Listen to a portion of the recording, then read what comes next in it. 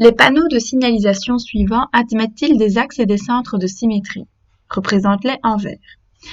On commence avec ce premier panneau qui est celui du sens interdit. Je vais commencer avec les axes. Pour cette figure, il y en a deux. Deux axes, donc ce sont deux droites qui permettent à la figure de se replier sur elle-même. On expliquait ça en imaginant un pli sur lequel la figure revient parfaitement se coller sur elle-même. Donc ici, il y en a deux. Je vais commencer par celui qu'on imagine de manière verticale ici. Évidemment, on ne le fait pas au pif. On se munit de son équerre. Et j'ai donc pris mon bic vert, idéalement un crayon vert, c'est ce qu'on préfère pour les constructions géométriques parce que c'est plus facile à effacer. Donc voilà, pour représenter cet axe vertical, nous allons prendre le milieu du segment constitué ici par le bas de la bande blanche du panneau sens interdit. D'accord? Donc je vais considérer que ça c'est la première extrémité du segment et ceci la deuxième. Je vais rechercher le milieu de ce segment-là avec mon équerre. Donc vous voyez que je place le 0 de manière à avoir le même nombre de graduations de part et d'autre. Il y a moyen d'être rien plus précis. Voilà. Et je place donc mon milieu, pardon, ici. Alors,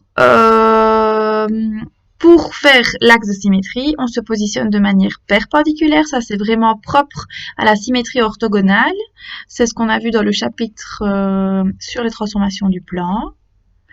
Et voilà un premier axe de symétrie. Donc, on imagine très bien la figure se replier sur elle-même comme ceci.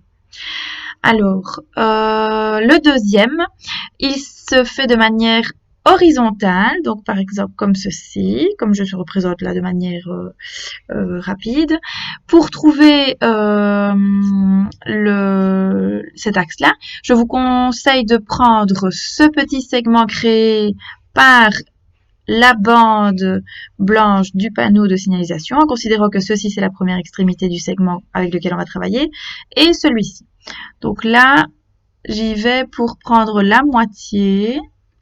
J'y suis bien, j'ai bien 2 mm de chaque côté. Hop, je place mon milieu et après je me positionne de manière perpendiculaire. Donc je suis perpendiculaire ici par rapport au petit segment blanc vertical, mais vous savez qu'on peut aussi se positionner perpendiculairement par rapport à celui-ci et c'est peut-être même plus précis. Voilà le deuxième. Ici, on a représenté les deux axes de symétrie du panneau de signalisation sens interdit. Alors, on doit aussi rechercher un centre. Donc, dans les figures, il y a soit un centre de symétrie, soit aucun centre. Donc, c'est pas 1 ou 2, ce sera à chaque fois 1 ou 0, sauf pour 2-3 petits cas particuliers que nous avons mis aux pages précédentes. Et il se cherche rapidement, ici, à l'intersection des deux axes de symétrie. Donc vous imaginez qu'on fasse tourner le panneau de signalisation autour de ce point. Si vous faites tourner ça d'un demi-tour, donc si vous prenez votre feuille et que vous la mettez clairement à l'envers, vous allez retrouver le panneau tel que vous le voyez quand la feuille est à l'endroit. Pour ce prochain panneau, il y a un axe de symétrie. Alors lui est plus facile à représenter. Nous allons sélectionner la pointe de la flèche ici. Ce sera déjà un premier point de notre axe. Pour trouver un deuxième, vous pouvez prendre le milieu soit du côté du panneau ici, soit du petit segment créé par la flèche ici, soit le milieu du segment créé par ce morceau de flèche aussi. Il y a plusieurs possibilités. Vous pouvez très bien aussi vous positionner uniquement perpendiculairement au côté horizontal du panneau en allant rejoindre le point. Sélectionner ça fonctionne très bien aussi. Donc, il y a plusieurs manières de faire. Cette méthode-là est déjà très suffisante. Alors, cette figure ne compte pas de centre de symétrie, tout simplement parce que si vous imaginez qu'on retourne la feuille, donc vous retenez que la flèche ici va vers le haut. Si on retourne la feuille d'un demi-tour, si on tourne, pardon, la feuille d'un demi-tour, nous n'aurons pas le même panneau puisque la flèche sera orientée vers le bas.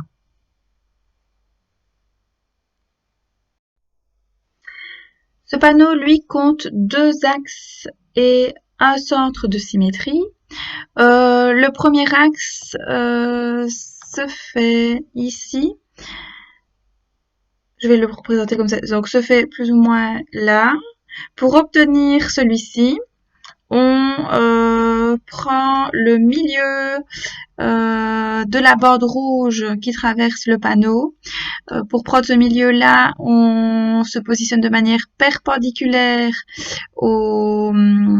à la bande rouge et on va considérer un segment parmi tant d'autres, par exemple ce petit-là. Et on recherche le milieu de ce petit segment. Donc, voilà, j'ai mon point et je vais me positionner perpendiculairement à ceci. Et en gros, vous voyez que vous êtes perpendiculairement au petit segment vert, mais parallèle à la bande rouge. Et hop, voici un premier axe de symétrie. Le deuxième se trouve de manière perpendiculaire au premier axe.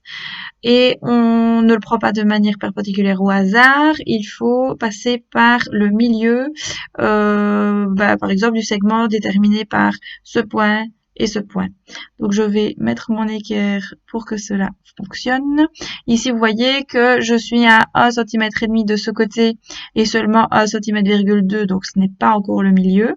Je bouge mon équerre pour arriver au milieu. Là j'ai 1,4, 1,3, donc je dois encore un tout petit peu bouger. Là, je suis à entre le 1,3 et 4 et pareil de l'autre côté. Donc voilà le point cherché. Une fois que je l'ai sélectionné, je me positionne de manière perpendiculaire à la première droite, au premier axe, et j'ai le deuxième axe de symétrie. Il y a un centre de symétrie qui se trouve à l'intersection de ces 2 axes. Le voici. Celui-ci fonctionne pratiquement de la même manière que celui-là. Donc, on va pouvoir rapidement construire l'axe qui coupe la bandelette en 2. En voilà un. Le deuxième se fait de la même manière.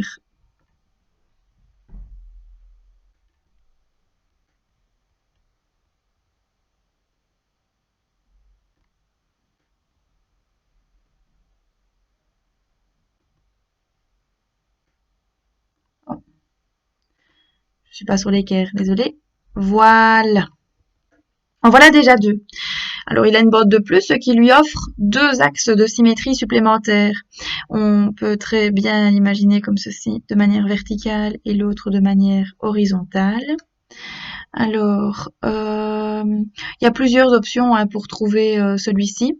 Moi, je vais prendre l'option la plus rapide, c'est de considérer la bisectrice de l'angle créé par les 2 axes ici. Donc, si je prends la bisectrice de cet angle-là, je vais obtenir un troisième axe de symétrie. Donc, je vais la faire de manière...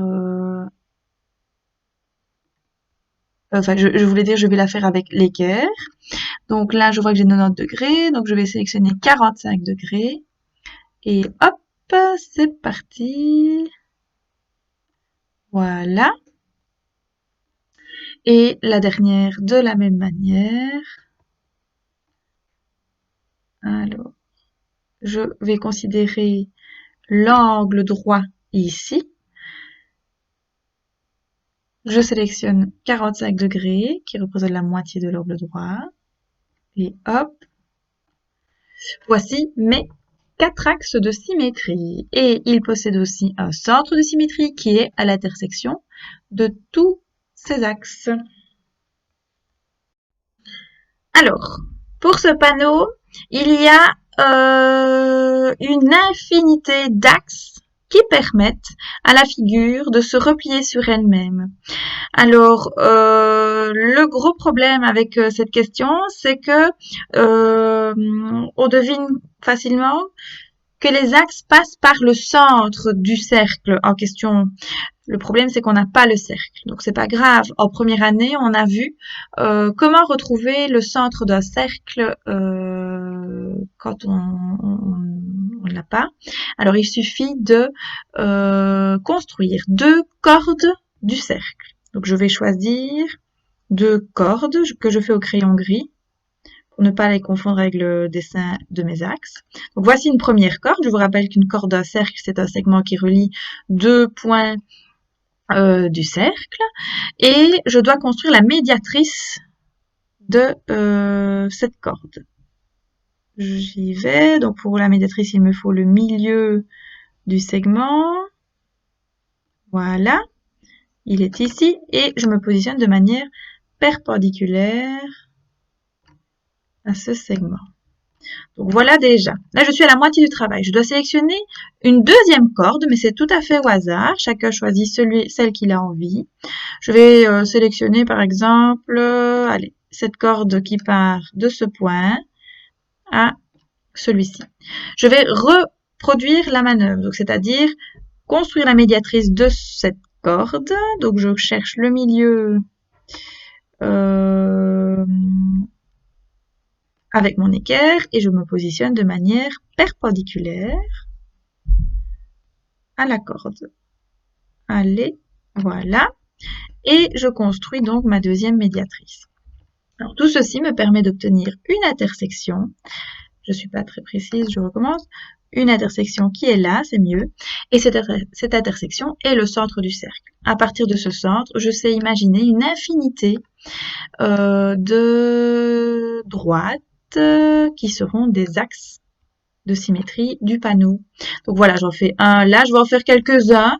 Les médiatrices qu'on a construites sont des axes possibles. Je ne saurais évidemment pas les représenter tous vu qu'il y en a une infinité. Donc on a pour habitude quand on veut considérer dessiner une infinité de réponses, d'en faire 4, 5 et puis on écrira à côté qu'il y en a une infinité pour que les choses soient bien claires. Donc voilà, je l'ai fait aussi totalement au hasard. Voilà, plein d'axes, donc ça veut dire que la figure peut se replier sur plein de plis. Alors, nous allons écrire ici qu'il y a une infinité d'axes de symétrie. Et alors, par contre, nous avons un seul centre qui est à l'intersection de tous ces axes de symétrie-là.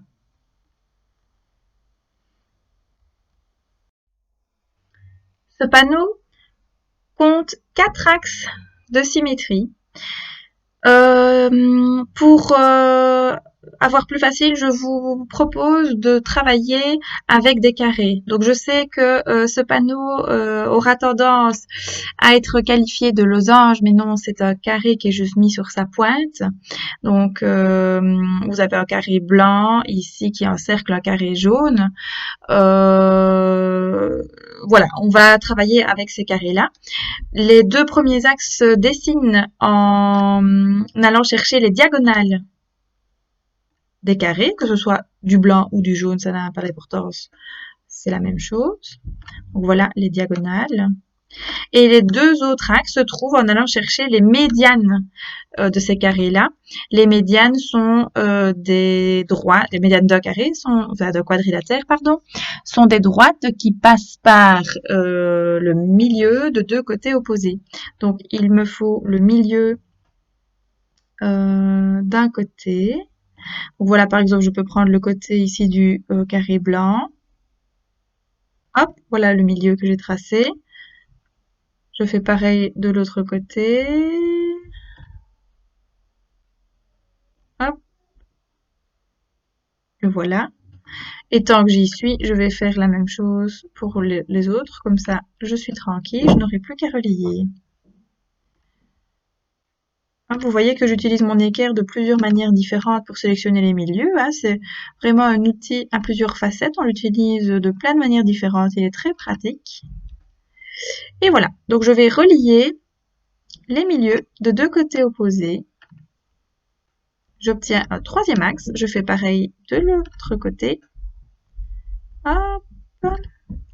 Et voilà les 4 axes de symétrie de la figure avec un centre de symétrie qui se trouve à l'intersection de tous les axes.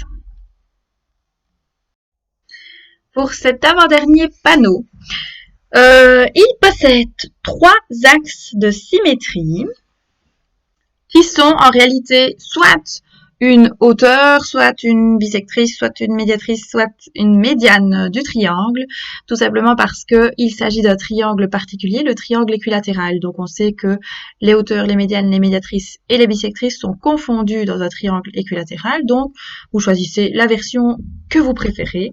De mon côté, je vais choisir la version hauteur parce que c'est celle qui me permettra de construire le plus vite possible. Alors, une hauteur, par exemple ici, c'est bien une droite qui est perpendiculaire à un côté et qui rejoint le sommet opposé. Donc, en voici une. Je vais reproduire la même chose pour les 3 autres côtés.